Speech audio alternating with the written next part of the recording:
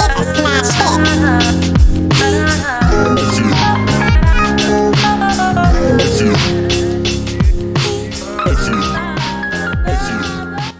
everybody, and welcome back to the Bullet Point Podcast. I'm Samuel Ray. And my name is Patrick Humans. We're sitting back here at the Bulletproof table with some bulletproof ideas, and today we're going to be talking about social media and mass media. Patrick, I was just wondering, what exactly do you use your social media platforms for specifically? So social media, I think, is definitely so big in today's era. You know, it used to not be relevant at all, you know, if you even look back a decade. But social media has transformed the way that we live our lives. You know, we use social media. I personally use social media for communication. There's a lot of people that I communicate with. I don't even text them anymore, but I communicate with them through social media. Mm-hmm. I use social media for networking. Okay. I also use social media to make money. So there is opportunities to make money in social media, and that I think is amazing. That never would have been thought of, 100 years ago. For sure. Yeah. Me personally, I know that what I normally do for media is I use it more for fun, and I use it for things like memes. I'm a fan of memes. I think many of the listeners out there probably look at a couple of good memes every once in a while. I've been in a couple meme group chats. Yeah, I left, but so I mean, you left? Yeah. Or you laughed? Oh, I laughed and then I left. Oh, okay, makes sense. You know what I meme? Oh my god, that was bad. Okay, so bad. But anyways, yeah, I use mine more for like fun. I don't necessarily go out of my way to like look for a following or something like that. I use it more for like also like communication, like yourself. I'll DM people on like Instagram or talk to people through that. I'll use Snapchat for a lot of communications and stuff like that. So yeah, I think that's a good point. Yeah, and I think social media too, it's a way to express yourself. You know, you can express your ideas, you can express who you are. You know, if you have a certain niche that you're trying to cater to. You know, for my Instagram personally, I do fashion and sort of modeling. And so that's a couple of niches that I'm trying to cater to. And so I can really express my fashion in that way and my style and, hope that people enjoy it. Yeah, exactly. That's a good point. And I guess moving on to the next thing I wanted to talk about was the idea of is media, like social media, helpful? Is it good? Is it bad? Or is it ugly? I want to get your opinion on sure. That. Yeah, I mean, I'd say 100% social media is good. Obviously there are negatives to it. I think people spend way too much time on social media, wasting time. People, scroll through their Instagram or whatever for hours endlessly, just, looking at random stuff that's not going to get them anywhere in life, and so I think that there are negatives to it for sure, but there's so many more positives to it if you look at it, and it really just depends on how you use it. You get what you want out of it. Like for me personally, I try to use it to my advantage. I try to use it to network, to gain opportunities, to make money. Yeah. And that's what I try to do with it. I could, waste time on it. I do that sometimes. Yeah. I'll be honest. I do procrastinate stuff and go on social media at times, but I also try to use it to be productive and to get stuff done. And so I think it really just depends on what you do with it, as I said, and it can either be harmful or very beneficial to you. Yeah, I agree with that 100%. I'm more on the ugly side of things. Really? Why is that? I think social media itself isn't ugly, but I think that that especially nowadays, since social media is a newer concept to people who have been around since like before the internet was even a thing, I think that the idea of social media and how big it's gotten so fast is intimidating. I think it's intimidating for older people like that, and I think it's easier for like the younger generation to grasp onto it because we grew up in the era of what we know. We grew up into the era of phones, computers, and big technology like that, and so one thing that I realized is that a lot of adults take pity on people using social media as like a driving factor in their lives, which I think is not the right way to think about it. I think it's just another day-to-day tool that you can use for all sorts of things. I use my social media for entertainment. You use it for networking, building your personality, getting yourself out there and stuff like that. And I think that's something that people don't really think of. I think people think of it more as my way of using it than they do thinking of using it as your way of using Yeah, it. and it also is, building relationships. You can build relationships through social media. Yeah. There's people that I know who live in Ireland who I'm now friends with because of social media. I Yeah. never would have knew them if not. There's this one guy who's a musician in Ireland, and I've been talking to him for this last year, and I've got to see him grow as an artist. I probably would have never heard his music or met him online, without social media. And so there are so many benefits to that. But I think there definitely is a disconnect between our generation and older generations, and they think that social media draws us away from people rather than brings us closer. But I think it can sometimes be the opposite. Yeah, I agree with that. And I guess you talking about building connections with people is also keeping connections with people. I think social media is a great way for people to meet somebody. Like say like you and me, we're seniors in high school. We follow people and people follow us from our school, and we get to see what their lives are. Once we graduate, we'll see what they're doing with their lives, what colleges they're at, what they're doing. They'll be able to see what we're doing, and I think that that's really a great way to keep like connected with people is through media. Instagram is for pictures. You can post pictures of anything. You can post pictures of the food that you ate this morning, your dog, your family, or you can post videos of you singing. Yeah, it's really getting yourself out there. It's connecting with people. It's staying connected with people. I think that's a really great thing about it, and I think that's what makes it ugly and gets the bad rep from all these older people is they just don't understand the connectivity of it all. Yeah, that's interesting. Yeah, for sure. So also I wanted to talk about today on our list was mass media. I think mass media being things like newspapers, radio, TV, and social media. I was wondering if you think it's becoming obsolete. Do you think that things like social media platforms like YouTube, Twitter, Instagram, and things like that are taking over mass media's position? Definitely, yeah. I mean, I think in 15 years, there's not going to be much print anymore. I even see us going away from books. We have digital books that we read. We don't even read books. I mean, there's times in school where we don't have a physical book, but we're reading stuff digitally, and that's half the time. So I think in 15, 20 years, print is going to be almost obsolete. And so, going to the idea of newspapers, that's probably not going to be around anymore. But yeah, I mean, definitely, I think social media is so big in our society today in America, and it's just going to keep growing. We see it growing right now. We've seen it grown from where it was 10 years ago to now. And it's, amazing how much and how far it has come. So I definitely think that social media, YouTube, Twitter, Instagram, all of these different medias that we have are going to, at one point, take over other places, because social media is so, it's so available to people. It's so readily available. I can go on my phone and I can look through Instagram and see what, people are talking about. I can go on Twitter and see what people are tweeting. News articles are on social medias. And I think that's a big key too, because, we look at the news through television, but we're not always, we don't always have access to that. Yeah. Yeah, that's true. The fact that things like phones and laptops and stuff like that are portable, it makes it way easier to be able to get your information on the go and get all those resources like on the go. People nowadays, I know, especially now, Bluetooth is becoming popular. Connecting Bluetooth as like a radio in your car or Bluetooth for headphones and stuff like that, I think is becoming way more of the norm nowadays. Yeah, and even looking at podcasts, I listen to multiple podcasts throughout the week. You just go on Spotify or your podcast app or whatever and just, play it when you're doing dishes or in the shower, whatever it is. It's just it's a great way to learn. It's a great way to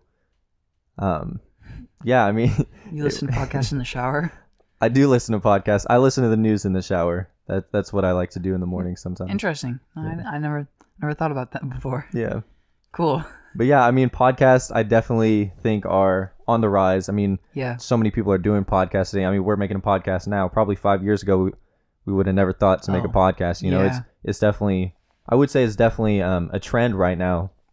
Yeah. Per se, for some people to make a podcast. But yeah, I think there's definitely so much that you can learn through podcasts and through YouTube and through all these different free outlets. I think that's the biggest thing: accessibility and price. if we are able to look at the news on our phone and it's free, that's a two pluses, because it's right there in our hand and we don't have to pay for it. People love free stuff. And so if you're listening to a podcast for free, you're not going to pay for the news. You're not going to pay for cable TV.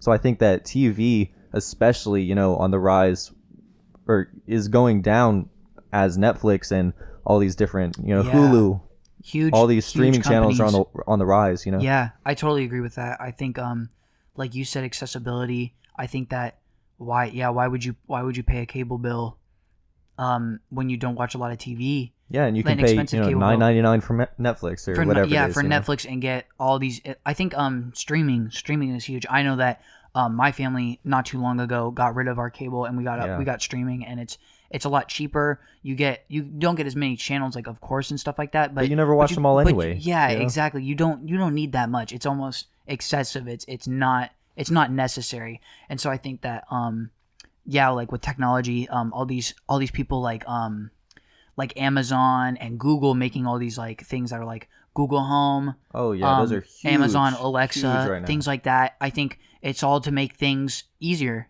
for you.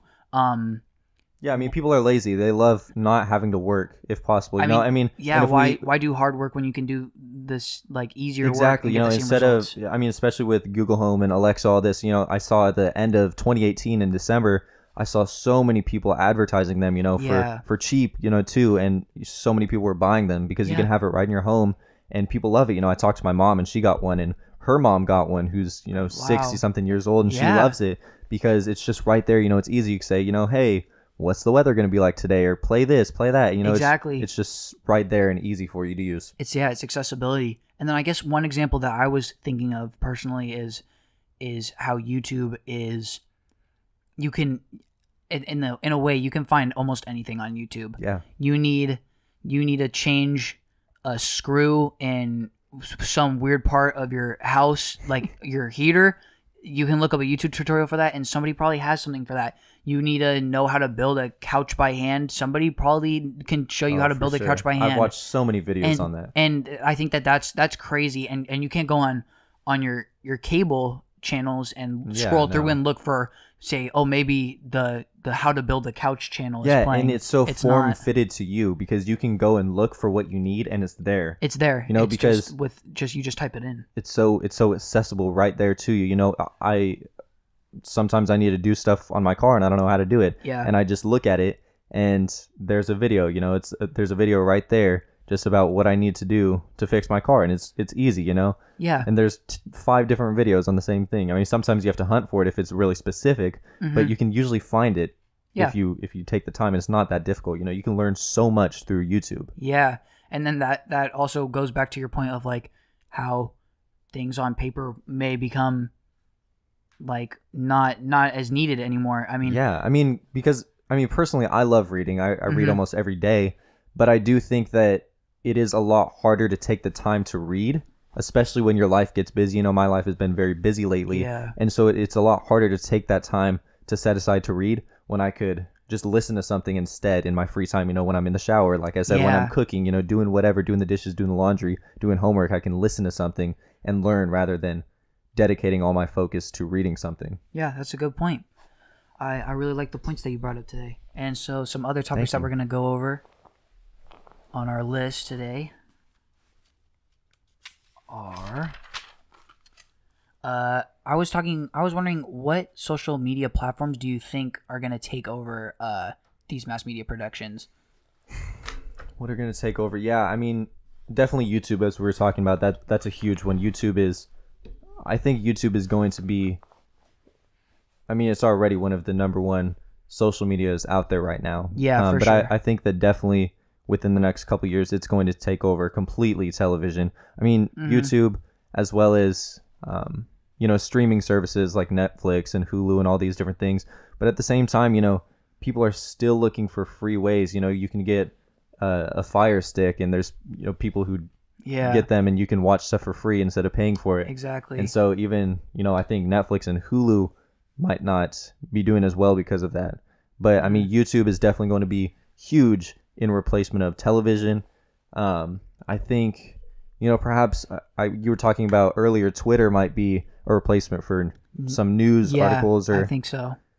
Yeah, I think Twitter for news is huge. I think all you have to do to get your if you see a news article that you support and something that you want to if you want to spread that message, you have to click two buttons. You have to click the retweet button and then there's another bar that pops up and then it says like retweet or cancel and you click retweet again and then that's you're able to spread the news. Yeah, and again it's communication. Yeah, it's huge. It's the best way to like spread it around and I think you can share with anybody. I mean, you can have like I know I have my grandma follows me on like things like Instagram and stuff. Oh wow. And so she knows what I'm doing. Like she'll see me like sometimes hanging out with my friends or what like an outfit that I wore and she'll be like, "Oh, I bought you that for Christmas" or something like that. And I'm like, "Yeah." So it's like it's just interesting like cuz I mean, I don't call my grandma or text my grandma like every day. And so like I guess just like having that extra time of like her being able to communicate with me and me being able to communicate with her is like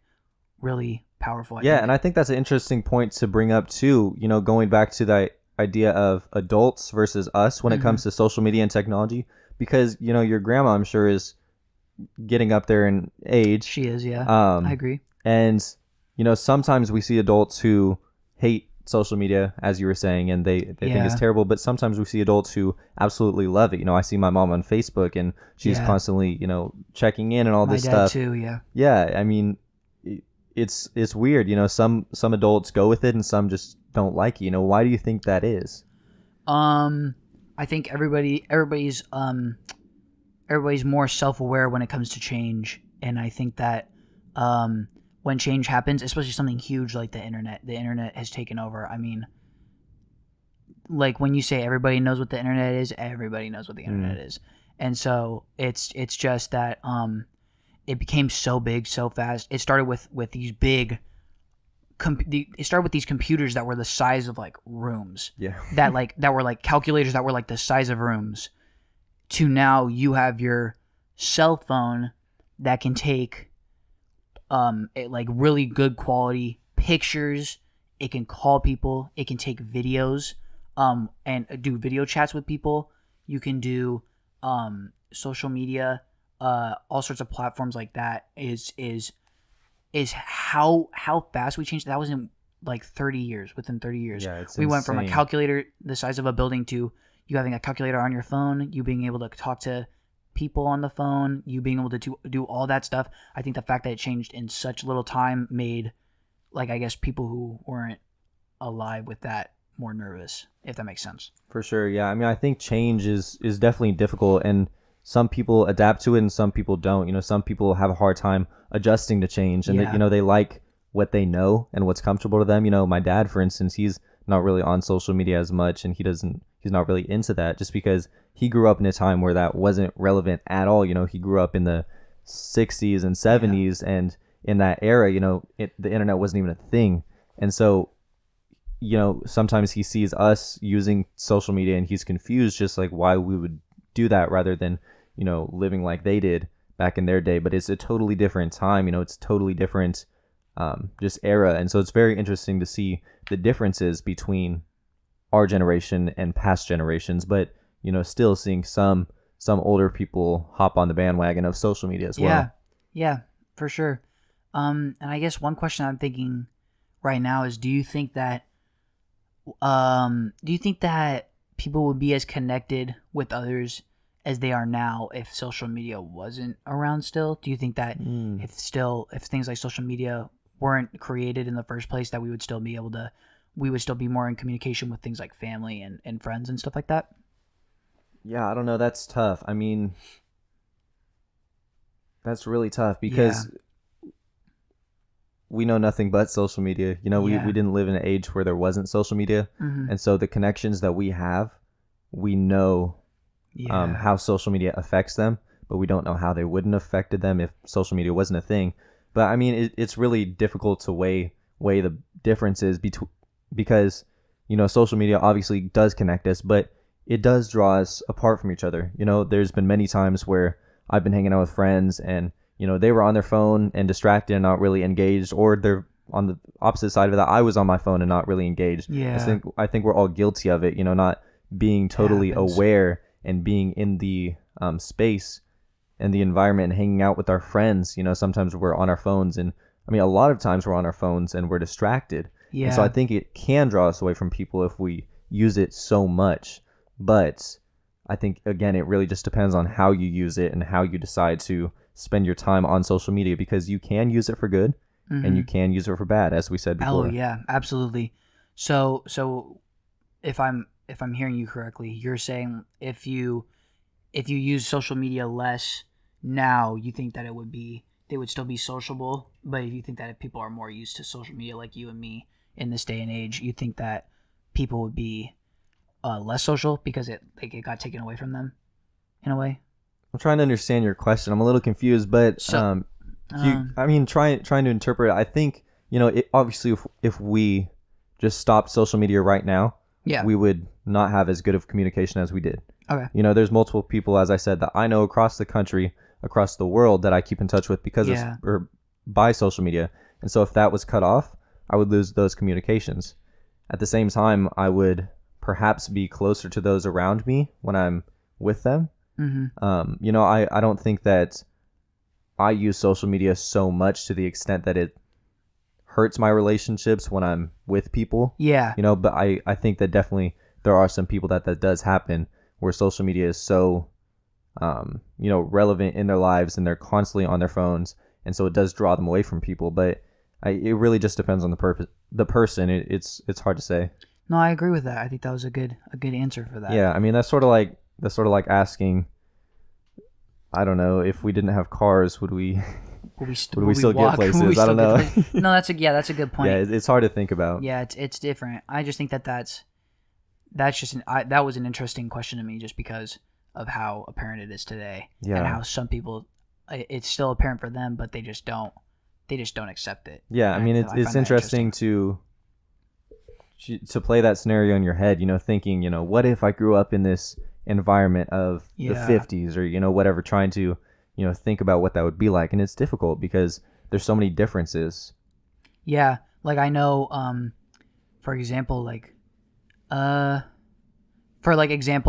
my dad when he was younger, I mean, they didn't have anything like social media. They didn't have a lot of mass media like outlets either. I mean, they got their news from newspapers, from TV, and that was kind of it. And for entertainment, they all got together at like one house and they hung out. And I think that if you do that now, people can do that, but it's almost as if why are they there necessarily, because they could still be so disconnected with things like that type of technology and stuff. That's true. Yeah. So looking at the idea of media and how your parents learned when they grew up versus how we learn, it's so instantaneous for us now to learn things. Like we were talking about YouTube, you can look up anything and learn it. You can a click away is the latest news article.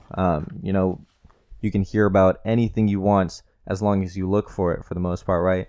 And so do you think that is beneficial to us in our time to be able to have that instantaneous access to news? Or do you think it would have been better like in your dad's time and not having that instant gratification of knowing this is what happened, having to wait till the news comes out in paper? Oh, so are you asking me if media would have been better coming in at the time it did, or if it would have been better earlier? Is that what you're asking? I'm sort of just asking, do you think it's better that we have the instantaneous access that we do, just having our phones, being able to look up news articles and learning it right away? Or do you think it's better in your dad's time when he grew up, where he had to only rely on the newspaper or other forms of mass media? Yeah, I think that it was better in the forms of media when my dad was around. Things like newspaper and the TV and stuff like that, because when things like the newspaper, if you had one that came once every weekend, you look at it and then you probably read everything, because all the information's there for like the week. And so you can get a recap of stuff like that. But nowadays, the fact that it's so instantaneous and it's so fast, people do a lot of headline reading. I know that's true. They can see they see the headline of a story and they automatically piece the story together themselves. And I think that's not the right way to get our information. People and that's also a really easy way for people to spread around fake information. People can make a title and a headline that looks really realistic, and all the people who read the headlines can believe that because they don't see the fake information, and they can't tell the lies because they don't read the actual papers. Like people, I know, especially I do this all the time on Twitter. If I see a news link, if I see like a news link, it'll always have the thumb, like a thumbnail almost, in like as a picture, and I just open the picture and I look at it and then I close it, and I never look at the link, and I'm so guilty for that, and I feel so bad because somebody probably worked pretty hard on that that paper, but yeah, I think that since people do headline reading, it's just not an accurate or trustworthy way to gain information. Yeah. So do you think that the bias in media today, in mass media, negatively affects those in our society? Yeah, I think so. I think that people, I mean, I guess especially in like things like politics, I think that there can always be a bias. Yeah, always. I mean, people always have their opinions on what they want to see and what they want to hear. Yeah. They always, they'd rather look for the things that they want to hear, and they want to look for the things that they want to expose, I think. And I think also getting the message getting the message out to as many people as possible is so easy now. Doing it either negatively or positively is up to them. And I think that's sort of tough, having this overwhelming amount of information right at our fingertips. You know, sometimes a lot of times I think we don't take the time to learn about what happened in the news. And especially it's hard because, you know, we see so many articles every single day on, you know, this happened, you know, across the country, you know, in our city, whatever it may be, especially when it comes to politics and news. There's so many things happening all the time, and it's hard to keep current with it. It's hard to stay caught up. For sure. And so I think that, you know, bias definitely is relevant in media today, in mass media, and it really is difficult. But who would you say is to blame for, I mean, maybe not blame is the right word, but who do you think is at fault for, I guess, you know, looking at the idea of headlines, you know, because there's the people who make the headlines who could be spreading false information or, you know, bad bias. Yeah. But there's also the people who only read the headlines. You know, who is at fault there? I think it just depends. I think it just depends on the person that put out the article, and it depends on the person that retweeted it. Yeah, I mean, I think as, you know, as humans in the society, we have a responsibility to research, to learn as much as we can, and to, you know, always look for truth. I think we can't just accept what people say. We have to research. We have to find evidence for it. And we have to look for truth, because if not, we can be so easily influenced for good or for bad, you know, but it really is a responsibility that we have as humans. Absolutely. And I think on that note, I think we're going to end it here for the podcast. Thank you guys for tuning in once again. If you guys are watching this on YouTube, please check out the podcast. Link will be in the description below. It'll be on most likely Spotify. And if you guys are listening to this on Spotify, check out our YouTube channel in the description below. Patrick, anything else? You know, I think that's it, Sam. Everybody, have a fantastic rest of your day. Yeah, thank you for watching. Like, comment, and subscribe if you're also on YouTube. And I guess we'll catch you guys later. This has been the Bullet Point Podcast. My name is Patrick Humans. I'm Sam Ray. If you're feeling low, I want you to say you're a spectacle. More than just collectibles. Your soul and your heart are much stronger than your skeletal. You're always chasing dreams, and you're more than what you seem. The optimistic you is one that being pure chemical. You're straight out of a hat, like a rabbit, all magical. Don't worry about the haters, they be drowning in the cynical world of disorder as they're in the fourth quarter of their miserable lives inside a box of tall borders. If you end up feeling mad, hold your tongue just like a hoarder. You should leave the rest to God in this flipping roller coaster. Now let's put away our hoisters, deviate from all the poses, and we YOLO like Han Solo when we snap it on a post. Happiness is popping like bread straight out of toaster.